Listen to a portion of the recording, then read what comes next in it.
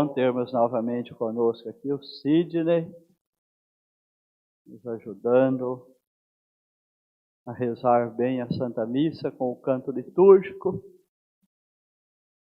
Sidney foi cumprir uma obrigação de trabalho no continente africano e lá ficou 5 meses. Teve que deixar a esposa Cida aqui, rezando para que desse tudo certo lá e ele voltasse bem. Graças a Deus voltou e nos alegramos com isso. Estamos no 6º domingo da nossa vivência pascal e vai caminhando para o coroamento da vivência pascal. Virão agora as grandes solenidades. No próximo domingo, o 7º domingo pascal, será o domingo da Ascensão. Então, no Evangelho de hoje, Jesus diz: vou para o Pai. Diz para os discípulos que é alegria, não vai ficar um vazio, é uma alegria para eles.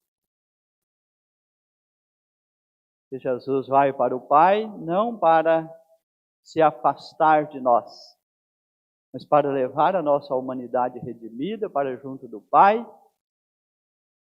e assegurar para nós, após ter assumido a nossa condição humana, que a nossa condição humana pode ingressar na glória do Pai. Então é alegria para vós.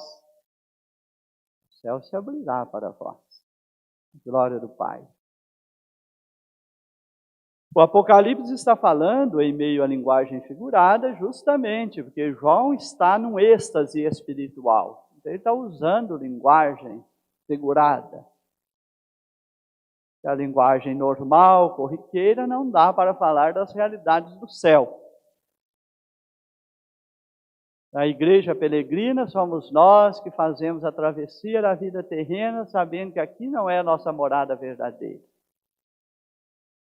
Jesus diz que ele veio do Pai e para o Pai voltará. Assim também deve ser o entendimento da nossa vida. A nossa vida é dom de Deus e para Deus voltaremos com esta mesma vida. E nos concedeu fazer o caminho da vida terrena como um tempo de estarmos aqui na realidade do mundo, sendo testemunhas do amor de Deus, que habita em nós. E vamos falar desse habitar de Deus, e aí vem a segunda solenidade que nós vamos celebrar daqui a 15 dias. O defensor, o Espírito Santo, que o Pai enviará em meu nome. Ele vos recordará o que eu vos tenho dito. E aqui o Espírito Santo tanto vai nos ajudar a viver na paz de Jesus ressuscitado, como viver os mandamentos, que é fazer a vontade do Pai como Jesus fez. Para um dia estarmos na Jerusalém Celeste, que fala o livro do Apocalipse. Que é a plenitude do ser da igreja.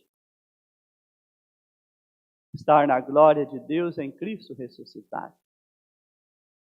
Nessa linguagem figurada, o apóstolo diz que ela desce do céu de junto de Deus, brilhando com a glória de Deus. E aqui Deus já é tudo em todos. Na linguagem de São Paulo. Ele habitou, ele permaneceu, viveremos nele. Onde pelo Espírito Santo, o Pai e o Filho faz a morada, habita, mora, vive. Aí a santidade de Deus perpassa tudo. Por isso o nosso entendimento que a vida terrena, quando experimentamos a morte na vida cristã, não é uma derrota. É uma plenitude. Estamos habitados por Deus. E Deus vive em nós. Passamos da realidade da vida terrena para a glória do Pai. Seu brilho era como uma pedra preciosíssima, como o brilho do jaspe cristalino. Usando aqui a linguagem, né, dos metais mais preciosos, mais cobiçados, para dizer de como é a nossa vida na graça de Cristo. O brilho que nós não podemos deixar que o mundo tire, a preciosidade que é a nossa vida, que não pode ser banalizada nesse mundo, ela caminha para essa plenitude. Então não podemos deixar que a nossa vida seja um mero joguete nos interesses do mundo. Que ela tem identidade, ela tem dignidade a ser reconhecida, valorizada, respeitada em nós e nos outros.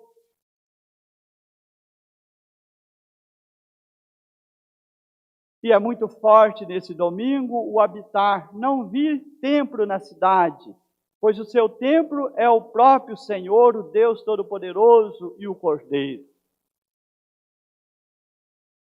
Jesus diz: destruirei esse templo e reedificarei em 3 dias. Para o samaritano ele vai dizer, não é o lugar que faz o adorador, mas é a atitude interior.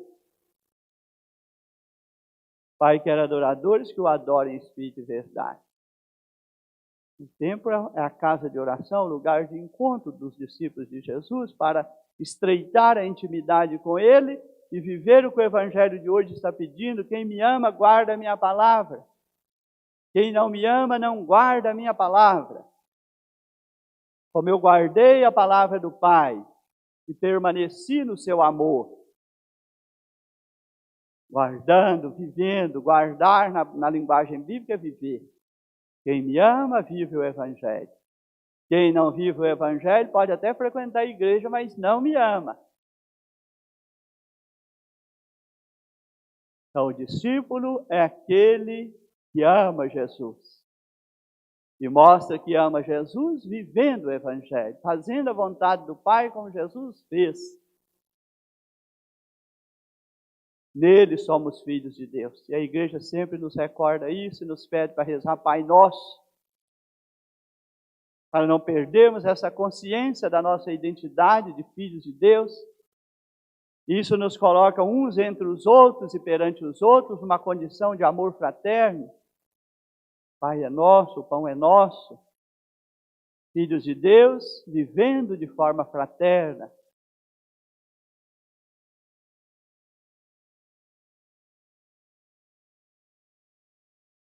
Então nós vamos nessa busca, né, de que a habitação verdadeira de Deus seja a nossa vida.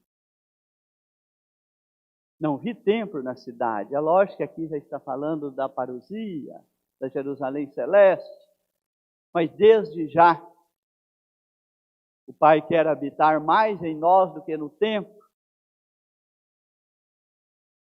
O importante não é dizer Deus está lá no templo, o importante é dizer Deus está na minha vida.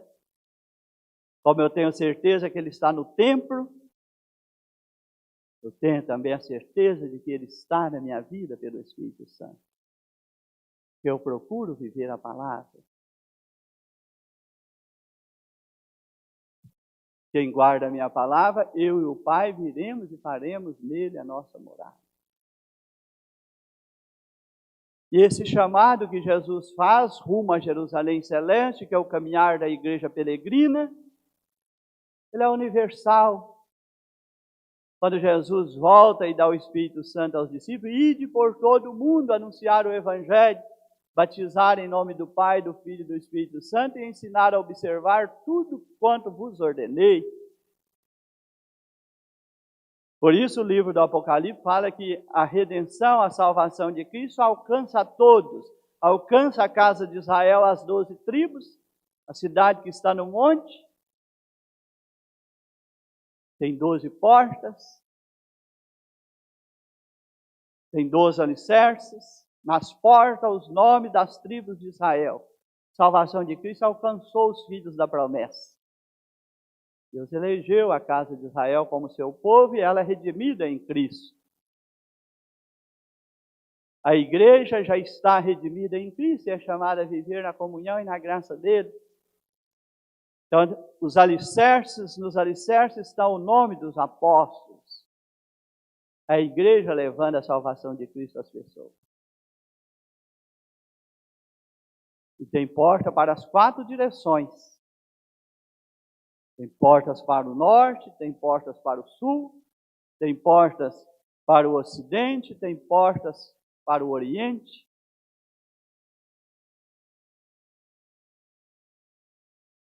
Todos são chamados a tomar esse caminho que leva ao Pai.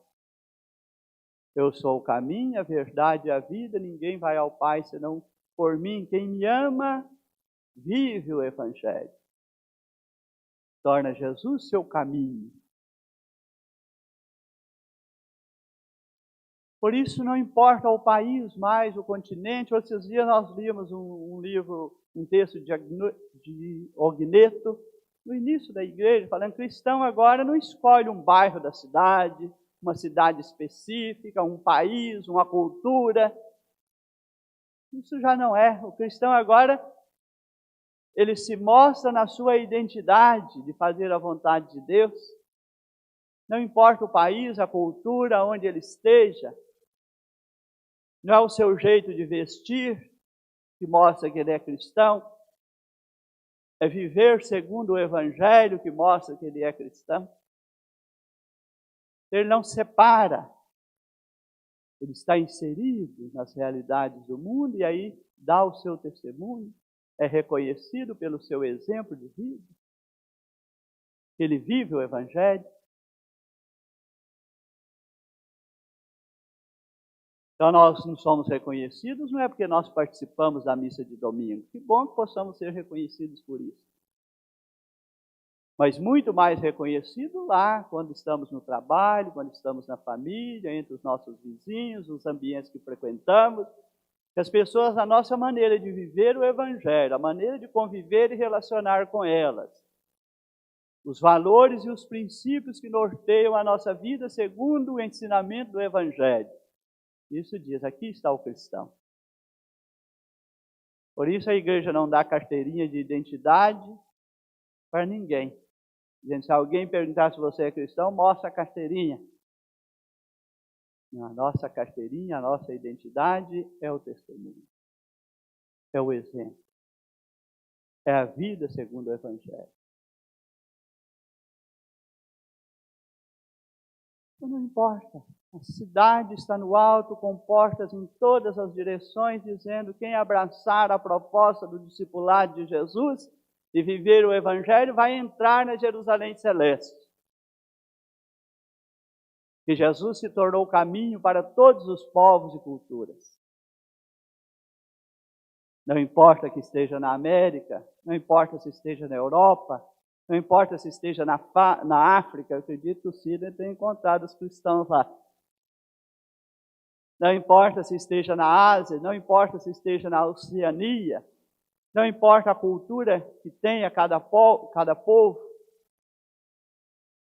você pode ser cristão em qualquer país, em qualquer cultura. Com o anúncio do Evangelho, a igreja tem a missão de levá-los a todos. Mas a igreja não vai obrigar ninguém a viver o Evangelho, ela vai propor o Evangelho como anúncio. Como está nos Atos dos Apóstolos. Perseguiam aqueles que seguiam o caminho, e caminho veio com letra maiúscula, era Jesus.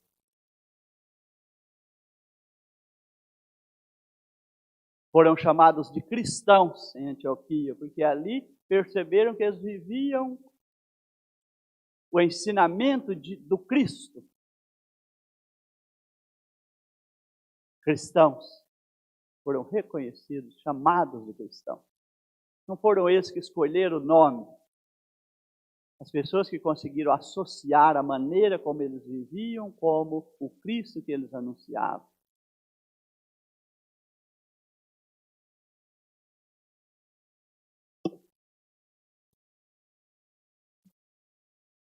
Jesus vai voltar para o Pai e vai enviar o defensor. Esse que vai nos guardar, nos ajudar a ter perseverança, firmeza, no caminho da fé, porque os embates do mundo para o cristão são desafiadores. Nós somos fracos para fazer essa travessia. O mundo muito fácil nos tira do caminho do Evangelho. Precisamos que o defensor esteja conosco, nos guardando, nos ajudando a viver na intimidade com Cristo ressuscitado. E Ele é que vai nos ensinar tudo, e nos recordará tudo que Jesus nos ensinou. E Jesus vai dizer, a palavra que eu vos falei não é minha, é do Pai que me enviou. Eu fiz a vontade do Pai, revelei a palavra do Pai, como está no lava-pés, para que façais a mesma coisa. Para que façais a mesma coisa. Esses capítulos aqui, todos são desdobramento, é um grande testamento espiritual de Jesus em João, que vai de 14 a 17 até a oração sacerdotal, tendo abertura com o lava-pés, instituição da Eucaristia, que depois vai se prolongando até 17, quando tem a oração sacerdotal de Jesus, e dali Jesus sai para sofrer a paixão. Aí é dado o mandamento novo. Aí Jesus fala que somos chamados a viver a palavra do Pai como Ele viveu. E chamados a amar uns aos outros como Ele amou, que seremos reconhecidos como discípulos dele se tivermos amor uns pelos outros. O grande testamento espiritual que Jesus deixa para a igreja discípula, para que ela não erre o caminho da Jerusalém Celeste. Para que ela seja digna um dia de ingressar na Jerusalém Celeste. Motivo da alegria da igreja. Vós deveis alegrar. Ele veio, nos ensinou o caminho e voltou para o Pai, podendo nós também fazermos esse caminho.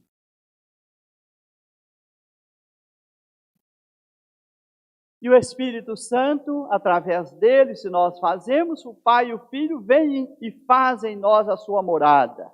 E nesta morada, o Espírito Santo é dado também com essa perspectiva da paz. Então são dons que o ressuscitado vai contemplando a sua igreja discípula antes de voltar para o Pai. É o dom da sua palavra, é o dom do Espírito Santo, é o dom da paz. Tudo isso Jesus quer na sua igreja discípula. Não a paz que o mundo dá, que a paz que o mundo dá pode ser ilusória e circunstancial, ou pode ser uma paz também quando algum tirânio está exercendo o seu poder das armas, dizendo, se obedecer a esse governo, você vai ter paz, se não obedecer, você vai ter guerra. Não é paz resultados da força de governos que reprimem. Não é paz para um grupo e guerra para o inimigo, morte para o inimigo. É paz para todos, é para a humanidade toda, indistintamente. É mundo sem guerra. É mundo com amor fraterno. Não é uma paz que depende do combate, da opressão, da repressão, do autoritarismo. Mas é uma paz que é a harmonia da vivência da família humana, onde todas as pessoas vivem com dignidade e são respeitadas, aí tem paz verdadeira. E é a paz também que o habitar de Deus em nós constrói dentro de nós, é a paz de dentro para fora. É que nos dá a alegria do viver e do existir. Não deixa a nossa vida cair num vazio, numa falta de sentido. Essa paz da habitação amorosa de Deus em nós, ela se torna a nossa paz verdadeira. Dou-vos a paz, a minha paz vos dou. Jesus quer a paz para a sua igreja discípula. E é vivendo o Evangelho que nós vamos crescendo nessa experiência da paz.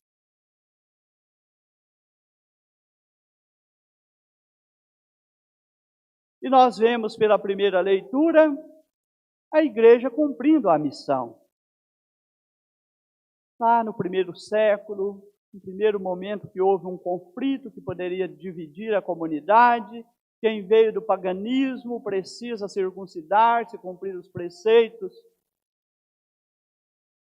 da lei de Israel. Foram reunir. Paulo e Barnabé tiveram que ir a Jerusalém, encontrar os outros discípulos, dentre eles Pedro, que vai ser o primeiro a tomar a palavra.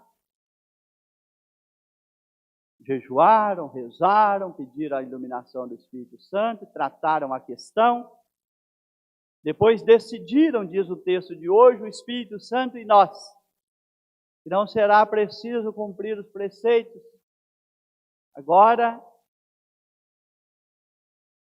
o preceito que Jesus deixou é do mandamento novo. Basta viver esse mandamento e viver na graça de Cristo. Então mandaram essa boa notícia para que aqueles que vinham do paganismo,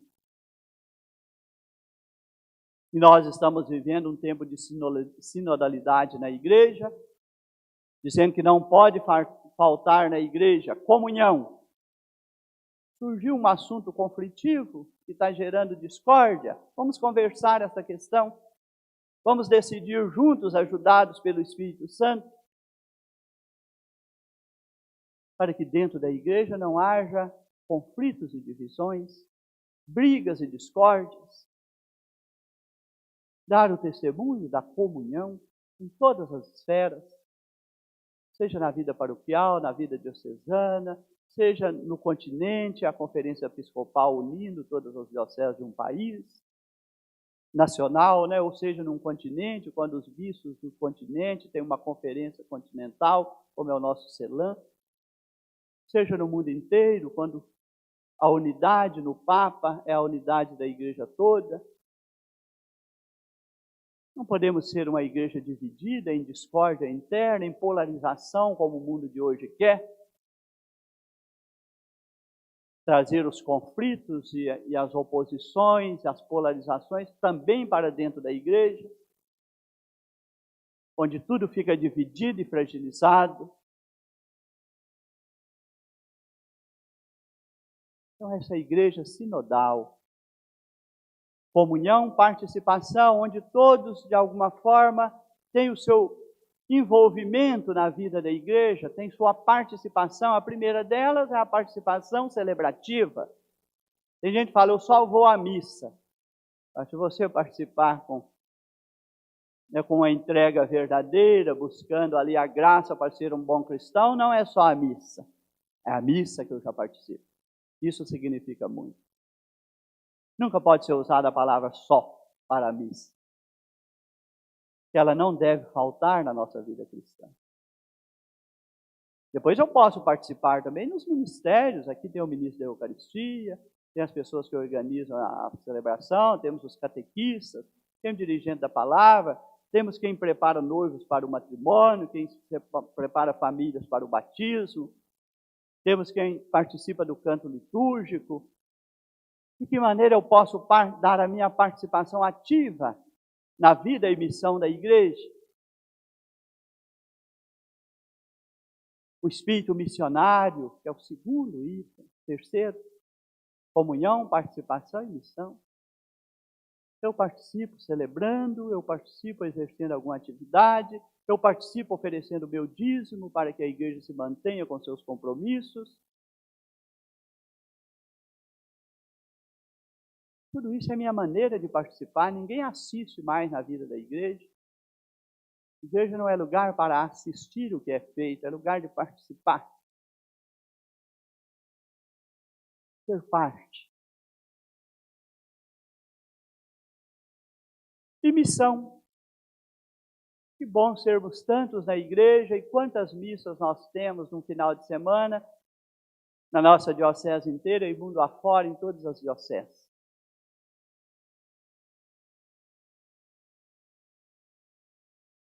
Mas é missão também, basta os que estão dentro da igreja? Não, tem muita gente que está afastada. Cuidar bem da espiritualidade, da vida de fé de quem já frequenta e sermos missionários. não é formar uma equipe missionária. É cada um que participa da vida da igreja a partir das celebrações ser missionário. Por isso que fala estado permanente de missão, é do ser da igreja ser missionário, ir por todo mundo. É da natureza da igreja. Não é uma equipe fazendo missão e os outros assistindo. Meu lugar de trabalho é lugar de missão.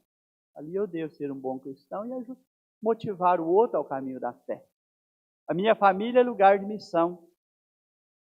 Os ambientes que eu frequento, onde muitas pessoas não rezam, já não estão no caminho da fé, é lugar de missão. O meu bairro, a minha vizinhança é lugar de missão. Não é sair escondido para a igreja, não. É motivar o outro a vir conosco. Fazer também o caminho da fé que nós estamos fazendo. Isso é missionariedade. Então, a primeira leitura nos trouxe esse exemplo do Concílio de Jerusalém, uma sinodalidade lá no começo da igreja. Vamos tratar junto desse dia. Então, o Papa diz, escutar uns aos outros, escutar o Espírito Santo e definir os rumos que a igreja vai trilhar. Rever a maneira como estamos hoje. E se temos que fazer mudanças importantes para cumprirmos melhor a nossa missão.